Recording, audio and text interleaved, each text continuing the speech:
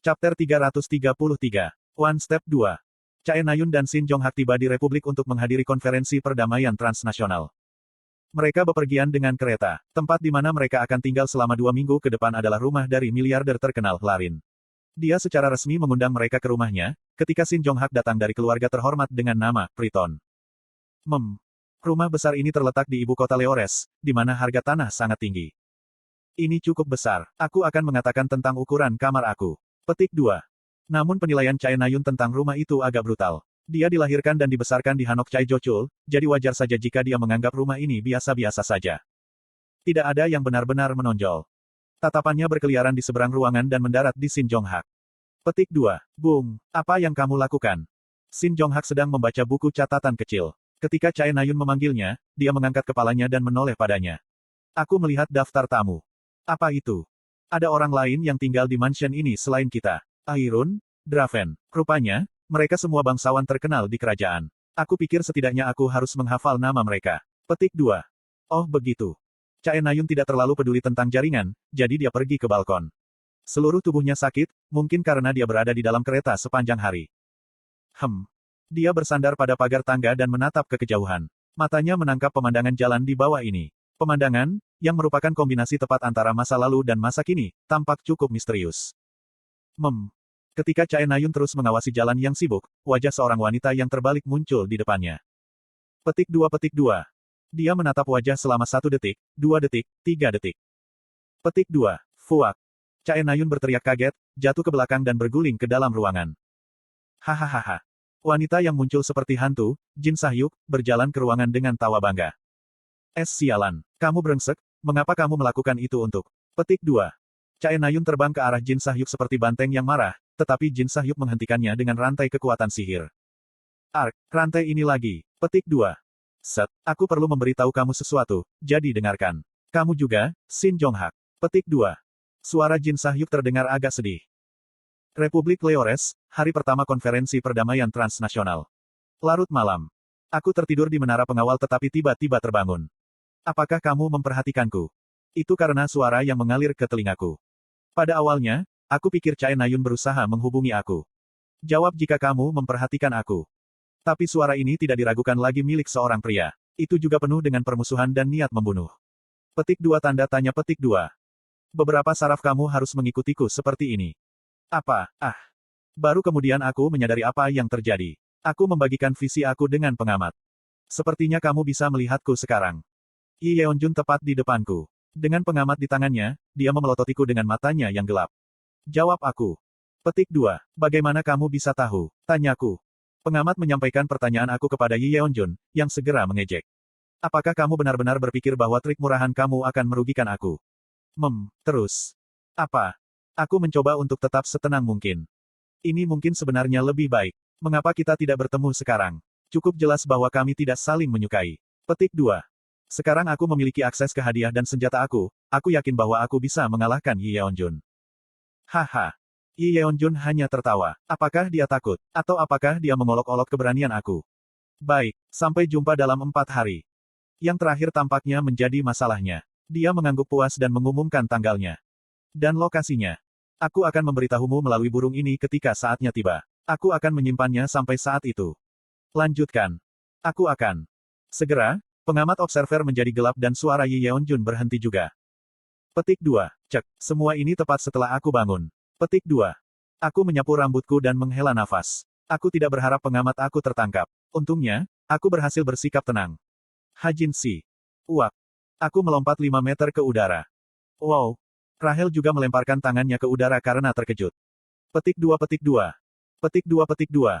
Setelah momen kejutan, kami saling memandang dengan canggung sebelum akhirnya aku mengeluarkan batu kering. Kapan kamu sampai di sini, Rahel Si? Tidak ada yang penting. Hanya saja, Hajin Si. Petik 2. Tapi kami tidak bisa mengadakan pembicaraan. Emergensi, darurat. Ini Yi Yonghan. Beberapa iblis telah menyusup ke tempat ini. Kami butuh bantuan. Kristal itu bergetar liar, meminta bantuan. Rahel dan aku melompat melalui jendela menara pengawal pada saat yang sama. Menara pengawal setinggi 130 meter tetapi diselimuti kekuatan sihir, kami tidak perlu takut. KOOONG. Setelah pendaratan, kami melesat maju, menahan rasa sakit di betis kami. 5 menit kemudian, kami tiba di lokasi di mana Yi Yonghan mengirim permintaan cadangan. Itu adalah sistem saluran pembuangan bawah tanah ibu kota. Dikelilingi dalam kegelapan dan kelembaban, Kim Horak dan Yi Yonghan bertarung dengan puluhan iblis. Apa yang terjadi di sini? Tanyaku. Kim Horak menjawab, kami tidak yakin. Kami mengikuti jejak energi iblis dan menemukannya di sini. Petik 2. Kim Horak sudah mulai memanggilku dengan lebih sopan setelah pertemuan pertama kami. Aku tidak tahu mengapa. Rupanya, dia hanya merasa seperti itu. Mereka terlihat cukup kuat. Akankah kita berempat cukup? Yi Yonghan bergumam cemas. Dia menyeka keringat di dahinya dan meraih sarung tangannya. Baik. Aku memindai iblis dan mencoba menebak. Sebanyak 24 iblis membangunkan insting kamu. Dalam menghadapi kehadiran iblis yang sangat besar, semua statistik variabel kamu telah meningkat sebesar 49%. Meningkat sebesar 49%. Aku pikir kita bisa melakukannya. Situasinya tidak seburuk yang terlihat. Uhahaha. Pada saat itu, suara tawa hangat bergema di selokan. Ketuk, ketuk. Iblis yang tampak seperti mumi maju ke depan. Kamu membuatku tertawa, manusia. Mengatakan demikian, iblis mengumpulkan energi iblis di tangannya. Iblis-iblis lain melakukan hal yang sama, mengumpulkan energi iblis di tangan, mulut, dan dada mereka. Segera, energi iblis yang menyesakkan memenuhi seluruh selokan. Kamu berusaha untuk bekerja sama untuk mengalahkan kami, tetapi tidak ada gunanya. Kamu tidak akan memiliki kesempatan melawan Duke of Hell. Petik 2. Tembakan iblis mengondensasi energi iblis ke arahku. Kembali ke debu, manusia. Energi itu terbang ke arahku dalam bentuk bumerang, dan aku dengan mudah meraihnya dengan tanganku. Eksorsisme telah diaktifkan. Kekuatan energi iblis telah berkurang sebesar 90%. Jumlah pengurangan dipengaruhi oleh keberuntungan kamu. Aku tahu kamu punya tipuan di lengan bajumu, manusia. Hah? Oh tidak, ini bukan. Bunuh dia. Iblis yang sepertinya adalah pemimpin berteriak, dan kali ini semua iblis melepaskan energi iblis mereka pada saat yang sama. Gelombang energi dari 23 iblis yang berbeda bergabung menjadi satu ketika mereka terbang langsung ke arahku. Aku mengulurkan tangan aku. KWAAAAA. Ledakan energi iblis mengguncang bumi. Semua air di selokan menguap. Suasana memanas dan gas beracun mulai memenuhi udara. Energi itu menghancurkan semua yang mengelilinginya dan menelan aku sepenuhnya. Kuhahaha. Iblis itu tertawa lagi. Tapi tawanya berhenti di tengah jalan. Itu wajar karena bahkan setelah diserang oleh energi iblis yang sangat besar, aku berdiri diam, benar-benar utuh. Ini. Sambil tersenyum, aku memeriksa jendela sistem. Pengusiran hantu telah diaktifkan. Kekuatan energi iblis telah berkurang sebesar 95%. Petik 2. Tidak sakit sama sekali. Yang mengejutkan, 95%. Petik 2. Apa yang kamu katakan, manusia? Yah, sepertinya, aku melanjutkan dengan riang. Kamu tidak akan bisa menyentuhku. Aku lebih cocok untuk melawan iblis daripada orang lain. Bumi, Menara Pahlawan. Rank 3 Fasago, rank 14 Leraje, rank 29 Astaroth, rank 62 Falak. Sejauh ini, kami dapat mengidentifikasi keempat iblis ini. Pertemuan darurat berlangsung di Menara Pahlawan yang berlokasi di Gwangwamun, Korea. Transformasi rilem iblis, yang menurut manusia telah berhasil mereka tunda, mulai menyebar lagi karena penampilan iblis dengan tubuh inkarnasi. Falak dan Astaroth adalah yang paling agresif dari keempatnya. Penyelenggara pertemuan hari ini adalah Yi Gongmyung yang telah dengan cemerlang memimpin misi pemusnahan Orden belum lama ini. Kemudian, para hadirin terdiri dari Heinkes the Lord of Steel, Chai Jochul the Immortal, dan Ketua Asosiasi, Yi Yoho dan Kim Sukhoi.